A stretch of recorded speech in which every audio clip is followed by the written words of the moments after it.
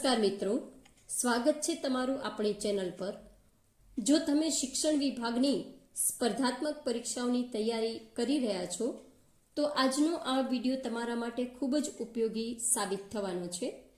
આજે આપણે શિક્ષણની વિચારધારાઓ અને મનોવિજ્ઞાનના ટોપ 30 MCQ જોવાના છીએ। આ પ્રશ્નોની ખાસિયત એ છે કે તેની સાથે મેં સચોટ અને સ્પષ્ટ સમજૂતી પણ આપી છે, જેથી તમે દરેક મુદ્દાને ઊંડાણપૂર્વક સમજી શકો। વિડીયોને છેલ્લે સુધી જોજો, કારણ કે આ 30 પ્રશ્નો પરીક્ષાના દૃષ્ટિકોણથી અત્યંત મહત્વના છે।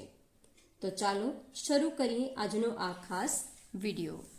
પ્રશ્ન 1, મનોવિજ્ઞાનની પ્રથમ પ્રયોગશાળાની સ્થાપના ક્યારે અને ક્યાં થઈ હતી?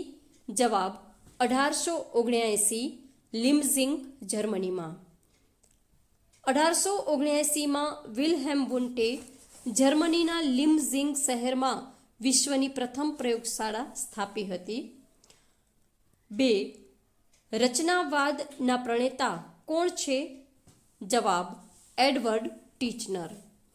વિલ્હેમ વુન્ટે લેબ સ્થાપી અને આંતરિક નિરીક્ષણ પર ભાર મૂક્યો, પરંતુ રચનાવાદ શબ્દનો ઉપયોગ ટીચનરે કર્યો હતો। પ્રશ્ન 3, ભારતની પ્રથમ મનોવિજ્ઞાન પ્રયોગશાળા 1905માં કોના દ્વારા સ્થાપવામાં આવી હતી? જવાબ બોજેન્દ્રનાથ સીલે। 1905માં કલકત્તા ખાતે બોજેન્દ્રનાથ સીલે ભારતની પ્રથમ મનોવિજ્ઞાન લેબ સ્થાપી હતી। 4, ગુજરાતમાં મનોવિજ્ઞાનની પ્રથમ પ્રયોગશાળા ક્યાં અને કયા વર્ષમાં શરૂ થઈ હતી? જવાબ 1935 વડોદરા MS યુનિવર્સિટી। 1935માં વડોદરામાં મહારાજા સયાજીરાવ યુનિવર્સિટીમાં તેની શરૂઆત થઈ હતી। 5, બાહ્ય નિરીક્ષણ અને વર્તન પર ભાર મૂકતો વાદ કયો છે? જવાબ વર્તનવાદ। વર્તનવાદ બાહ્ય વર્તનના નિરીક્ષણ પર આધારિત છે, જેના પ્રણેતા J.B. વોટસન છે। 6, કાર્યવાદ સંપ્રદાયના પ્રણેતા કોણ છે? જવાબ વિલિયમ જેમ્સ। વિલિયમ જેમ્સ કાર્યવાદ સાથે જોડાયેલા છે, જે ક્રિયાને મહત્વ આપે છે। પ્રશ્ન 7, અચેતન મનનો અભ્યાસ કયા વાદમાં કરવામાં આવે છે? જવાબ મનોવિશ્લેષણવાદ। સિગમન્ડ ફ્રોઈડ દ્વારા અપાયેલ મનોવિશ્લેષણવાદ અચેતન મન પર ધ્યાન કેન્દ્રિત કરે છે। 8, જરૂરિયાતનો શ્રેણીબદ્ધનો સિદ્ધાંત કયા વાદ અંતર્ગત આવે છે? જવાબ માનવવાદ। અબ્રાહમ મેસ્લોએ માનવવાદમાં જરૂરિયાતનો શ્રેણીક્રમ આપ્યો હતો। પ્રશ્ન 9, સમષ્ટિવાદમાં કયા મનોવૈજ્ઞાનિકોની ત્રિપુટીનો સમાવેશ થાય છે? જવાબ કોહલર, કોફકા, વર્ધીમર। આ ત્રણેયને ફિનોમિનન ત્રિપુટી પણ કહેવામાં આવે છે, જે સમગ્રતાના અભ્યાસ પર ભાર મૂકે છે। મેક્સ વર્ધીમર આ સંપ્રદાયના મુખ્ય સ્થાપક ગણાય છે। 10, વિચારોને વ્યક્તિ કે વસ્તુ કરતાં વધુ મહત્વ આપતો વાદ કયો છે? જવાબ આદર્શવાદ। આદર્શવાદ મુજબ વિચારો જ અંતિમ સત્ય છે। 11, આદર્શવાદના પ્રણેતા કોણ છે? જવાબ પ્લેટો। પ્લેટો આદર્શવાદના મુખ્ય પુરસ્કર્તા છે। 12, ધ રિપબ્લિક પુસ્તકના લેખક કોણ છે? જવાબ પ્લેટો। પ્લેટોએ શિક્ષણ અને રાજનીતિ વિશે ધ રિપબ્લિક ગ્રંથ લખ્યો છે। પ્રશ્ન 13, આદર્શવાદમાં કેવા પ્રકારની શિસ્તનો આગ્રહ રાખવામાં આવ્યો છે? જવાબ પ્રભાવશાળી શિસ્ત। આદર્શવાદમાં દમનયુક્ત શિસ્ત કરતાં પ્રભાવશાળી શિસ્ત પર વધુ ભાર મૂકવામાં આવે છે, જેમાં બાળક શિક્ષકના આદર્શ ચરિત્રને જોઈને સ્વયં શિસ્ત શીખે છે। જો કે જૂની પદ્ધતિઓમાં કડક શિસ્તનો ઉલ્લેખ જોવા મળે છે। 14, પ્રશ્નોત્તરી પદ્ધતિના જનક કોણ ગણાય છે? જવાબ સોક્રેટિસ।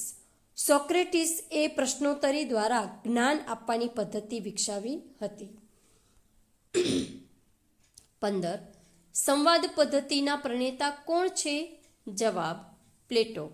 પ્લેટો સંવાદ પદ્ધતિના હિમાયતી હતા। 16, આગમન નિગમન પદ્ધતિના પ્રણેતા કોણ છે? જવાબ એરિસ્ટોટલ. સામાન્ય રીતે આગમન પદ્ધતિ માટે ફ્રાન્સિસ બેકન અને નિગમન પદ્ધતિ માટે એરિસ્ટોટલ જાણીતા છે, પરંતુ તર્કશાસ્ત્રના સંદર્ભમાં બંનેનો પાયો એરિસ્ટોટલે નાખ્યો હોવાથી જવાબ સ્વીકાર્ય છે. 17. તર્કવિધિના પ્રણેતા કોણ છે? જવાબ હેગલ. હેગલ તર્કશાસ્ત્રના મહાન દાર્શનિક હતા. તેમણે તર્કવિધિ રજૂ કરી હતી, જેમાં વિચાર પ્રક્રિયા 3 તબક્કામાં આગળ વધે છે: થીસીસ, એન્ટીથીસીસ અને સિન્થીસીસ. આ પદ્ધતિ દ્વારા વિરોધાભાસોનું સમાધાન કરીને નવા જ્ઞાન અને સત્ય સુધી પહોંચવાની વાત કરવામાં આવે છે. 18. નિદર્શન પદ્ધતિ કોણે આપી છે? જવાબ જોહાન હર્બટ. જોહાન હર્બટ મુખ્યત્વે પંચપદી માટે પ્રખ્યાત છે. નિદર્શન પદ્ધતિ કોઈ એક વ્યક્તિની દેણ નથી, પણ શિક્ષણમાં તેનો વ્યવસ્થિત ઉપયોગ હર્બર્ટના સિદ્ધાંતોને આભારી છે. રમત દ્વારા શિક્ષણના પ્રણેતા કોણ છે? જવાબ ફ્રેડરિક ફ્રોબેલ. ફ્રોબેલ કિન્ડરગાર્ટન અને રમત દ્વારા શિક્ષણના જનક છે. 20. પ્રકૃતિ તરફ પાછા વળોનું સૂત્ર કોણે આપ્યું? જવાબ જીન જેક રૂસો. રૂસો પ્રકૃતિવાદના પ્રણેતા હતા અને કુદરતી વાતાવરણમાં શિક્ષણના હિમાયતી હતા. 21. રૂસોએ લખેલ પ્રખ્યાત પુસ્તક કયું છે? જવાબ ધ એમિલ. એમિલ પુસ્તકમાં રૂસોએ તેના શિક્ષણના વિચારો રજૂ કર્યા છે. 22. રૂસોના એમિલ પુસ્તકમાં કયા 2 પાત્રોની ચર્ચા છે? જવાબ એમિલ અને સોફિયા. એમિલ છોકરો અને સોફિયા છોકરીના પાત્રો દ્વારા શિક્ષણની સમજ અપાઈ છે. 23. ઇન્દ્રિયો દ્વારા શિક્ષણની હિમાયત કયા શિક્ષણશાસ્ત્રીએ કરી છે? જવાબ જોહાન હેનરી પેસ્ટાલોજી. પેસ્ટાલોજી માનતા હતા કે જ્ઞાન મેળવવા માટે ઇન્દ્રિયો એ જ્ઞાનના દ્વાર છે. 24. મહાત્મા ગાંધીજીએ કયા પ્રકારના શિક્ષણની પદ્ધતિ આપી છે? જવાબ સમવાય શિક્ષણ.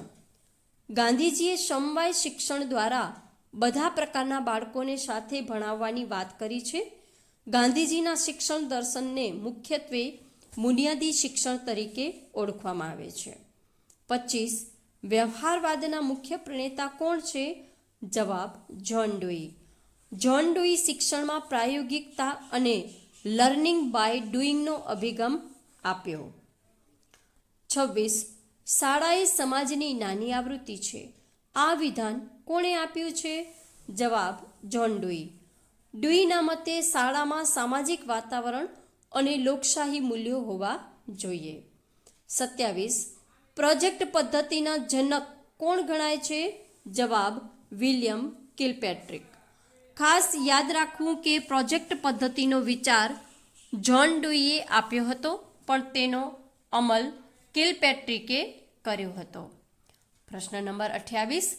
લર્નિંગ બાય ડુઈંગનો સિદ્ધાંત કયા વાદની દેણ છે? જવાબ વ્યવહારવાદ. બાળક પોતે પ્રવૃત્તિ કરીને શીખે તે વ્યવહારવાદનો પાયાનો સિદ્ધાંત છે. મોન્ટેસરી પદ્ધતિના પ્રણેતા કોણ છે અને આ પદ્ધતિ શેના પર ભાર મૂકે છે? જવાબ ડૉક્ટર મારિયા મોન્ટેસરી. ઇટાલીના ડૉક્ટર મારિયા મોન્ટેસરીએ બાળકોની જ્ઞાનેન્દ્રિયોની કેળવણી અને સ્વતંત્રતા દ્વારા શિક્ષણ પર ભાર મૂકતી આ પદ્ધતિ આપી હતી. ગીજુભાઈ બધેકાએ ગુજરાતમાં આ પદ્ધતિનો પ્રચાર કર્યો હતો. પ્રશ્ન 30. આદર્શવાદમાં શિક્ષણનું કેન્દ્ર કોણ હોય છે? જવાબ શિક્ષક. આદર્શવાદ એ શિક્ષક કેન્દ્રી વિચારધારા છે.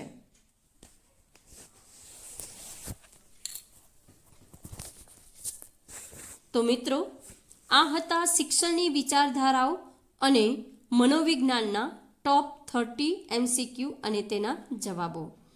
આ 30 પ્રશ્નો અને તેની સાથે આપેલી સ્પષ્ટ સમજૂતી તમારા સિલેબસના મુખ્ય મુદ્દાઓને આવરી લે છે, જે આગામી પરીક્ષાઓમાં તમને ખૂબ મદદરૂપ થશે. આ જવાબો અને સમજૂતીને વારંવાર રિવાઇઝ કરજો, જેથી પરીક્ષા સમયે કન્સેપ્ટ એકદમ ક્લિયર રહે.